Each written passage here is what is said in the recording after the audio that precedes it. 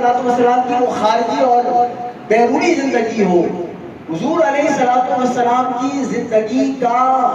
ہر پہلو، ہر گوشہ 1400 برس بیت جانے کے باوجود بھی آج تک ویسے ہی محفوظ تھا جیسے پہلے۔ دنیا میں بڑی شخصیات آئی، ہستیاں آئی، چلی گئی، ان کے اقوال، ان کے افعال محفوظ نہیں، مٹ گئے، بہم ہو گئے، لیکن حضور سید عالم صلی اللہ علیہ وآلہ وسلم کی سیرت کا ہر پہلو آج تک محفوظ۔ یہ قرآن کا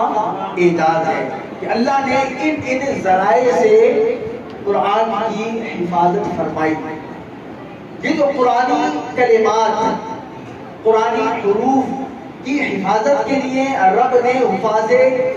کرام کے سینہ کو منتخب کیا۔ جب یہ حافظ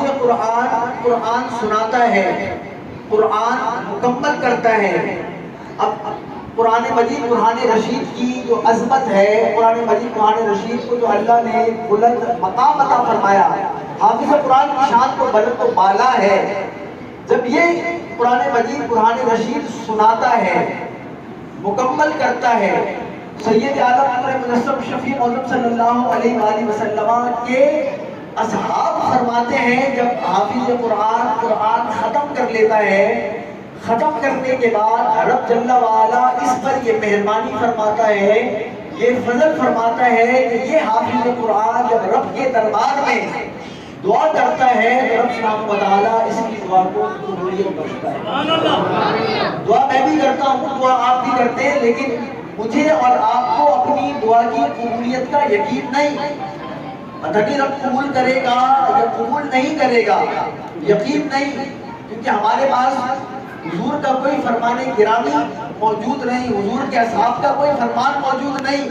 جو ہماری دعا کی قبولیت کا معید ہو، تعیین کرے، توثیق کرے، لیکن حضور کے اصحاب فرما رہے ہیں جب حافظ قرآن کی تکمیل کرتا ہے، قرآن مکمل کرتا ہے، فَلَهُ دَعْوَةٌ مُسْتَجَابَةٌ، رب سبحانہ وتعالیٰ اس کی دعا کو اپنے دربار میں قبول کرتا ہے، صرف قبول نہیں۔ جناب انس کے بارے میں آیا کہ یہ جیسے آج مسجد کی انتظامیہ نے آپ لوگوں کو مدعو کیا، حافظ صاحب کے والد صاحب آئے، دیگر رشتہ دار آئے، جناب انس بن مالک رضی اللہ تعالیٰ عنہ ختم قرآن کرتے، ثم دعا اہلہ، دعا کرتے، اپنے اہل و عیال کو اس ختم قرآن کی محفل میں مدعو کرتے، بلاتے۔ یہ بابرکت، محترم اور مقدس لمحات اور ساعتیں ہیں، میری اس دعا میں شریک ہوں۔ پھر جناب انس بن مالک فرماتے ہیں جب حافظ قرآن دعا کرتا ہے، اَمَّنَ عَلَىٰ دُعَائِهِ أَرْبَعَةُ آلَافِ مَلَكٍ أَوْ كَمَا قَالَ، فرمایا کہ جب یہ حافظ قرآن رب کے دربار میں دعا کر رہا ہوتا ہے، رب سبحانہ وتعالی اس حافظ قرآن کی دعا پر آمین کہنے کے لیے آسمان سے 4000 فرشتوں کو بھیجتا ہے کہ جب یہ حافظ دعا کرتا ہے تو وہ فرشتے اس کی دعا پر آمین کرتے ہیں۔ سبحان اللہ۔ میرے لیے فرشتے نہیں اترے، آپ کے لیے فرشتے نہیں اترے،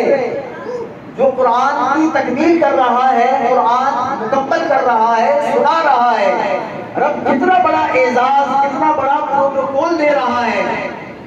رب کے معظم محترم فرشتے جنہیں رب نے اپنی عبادت کے لیے خلق فرمایا، وہ رب کی تسبیح تحمید میں مشغول اور منہمک ہیں، ان کا کام رب کی تسبیح کرنا ہے۔ رب ان فرشتوں کو حکم دیتا ہے کہ یہ جو میرا بندہ دنیا میں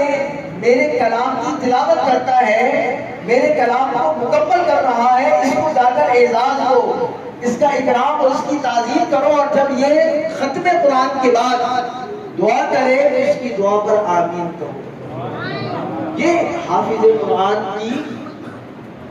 شان۔ اور پھر یہ دیکھیے حضور سید عالم صلی اللہ علیہ وآلہ وسلم نے فرمایا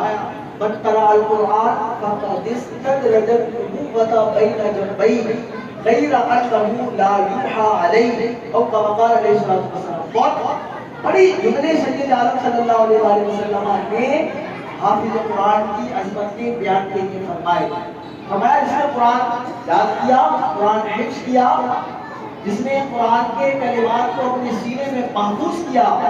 فقد استدرج النبوۃ بین جنبین، اس نے اپنے ان دو پہلوؤں کے درمیان،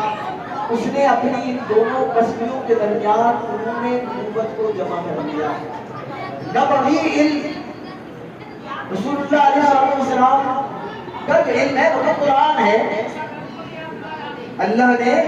حضور پر قرآن کو اتارا، قرآن تبیانا لکل شیء، ہر شے کا بیان قرآن میں۔ قرآن جمیع معلومات الہیہ کا خزینہ، دفینہ،